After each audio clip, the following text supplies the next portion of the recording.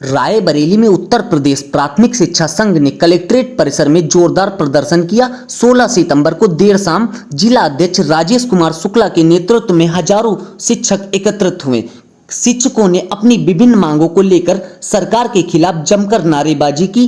जिला वरिष्ठ उपाध्यक्ष राजेश यादव ने प्रमुख मांगों की जानकारी दी। उन्होंने बताया कि राष्ट्रीय अध्यापक शिक्षा परिषद द्वारा मान्यता प्राप्त अध्यापक शिक्षा शास्त्र के डिप्लोमा और डिग्री पाठ्यक्रम को ही मान्य किया जाए। प्रदर्शनकारी शिक्षकों ने चेतावनी दी कि यदि उनकी मांगे पूरी नहीं की गई तो आगे भी विरोध प्रदर्शन जारी रहेगा। शिक्षक सम्मान के मुद्दे पर संगठन की लड़ाई जारी है। प्रदर्शन के दौरान शिक्षकों ने टीईटी परीक्षा और शिक्षा योग्यता से जुड़ी अन्य मांगों को भी उठाया। SP news channel Raebareli bureau report. कानून वापस लो, कानून वापस लो,